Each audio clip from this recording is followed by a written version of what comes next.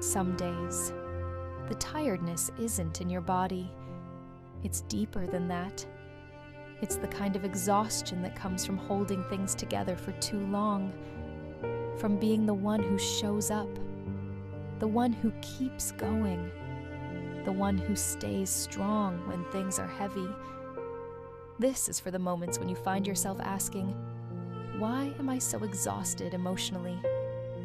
Being strong for a long time takes a quiet toll, especially when you've had to be strong without being supported, strong without being asked how you're really doing, strong because you felt like there was no other option. Emotional exhaustion doesn't always come from doing too much.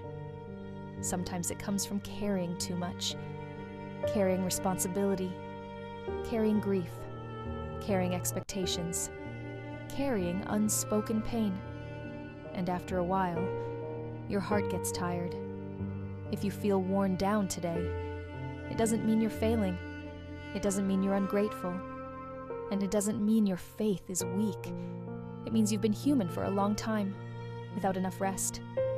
There's a verse in Psalm 62 that says, "My soul finds rest in God alone." Not my performance, not my strength, not my ability to endure. Rest does not begin when everything is fixed. Rest begins when you are allowed to stop proving you can handle everything.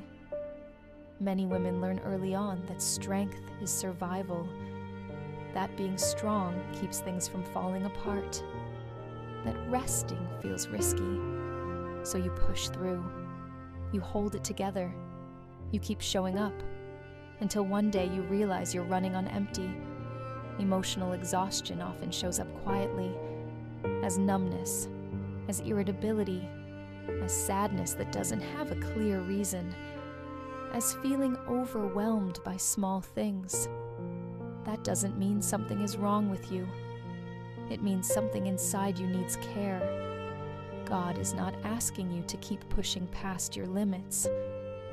There is a verse in Isaiah that says, "He gives strength to the weary."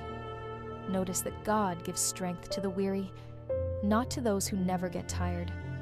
God does not shame exhaustion. He responds to it. Jesus himself grew tired. He rested. He withdrew. He stepped away from crowds. He did not prove his worth by constant output. So if today you feel emotionally worn down, you are not disappointing God. You are being honest about your limits. Being tired of being strong often means you've been strong for too long without relief.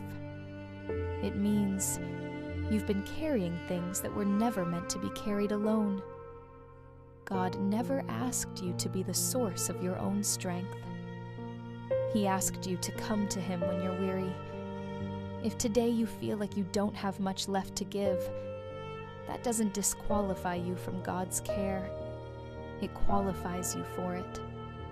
You don't need to explain your exhaustion to God. You don't need to justify why rest feels necessary. You don't need to apologize for slowing down. God is gentle with the tired. There's a verse in Matthew that says, "Come to me, all who are weary and burdened, and I will give you rest." Not advice, not pressure, rest. If you've been afraid to let yourself rest because you're worried everything will fall apart, please hear this gently. You are allowed to lay things down. You are allowed to stop being strong for a moment. You are allowed to be held. Right now, take a slow breath. Let your shoulders drop. Let your jaw soften. You don't need to carry tomorrow today. You don't need to solve everything right now. God is not measuring you by how much you endure. He is present with you in your need. If this season has been heavy, if your heart feels tired, if your strength feels thin, God has not missed that. He is close to the weary. He is patient with your pace. He is kind toward your limits. You don't need to be strong here. You can rest.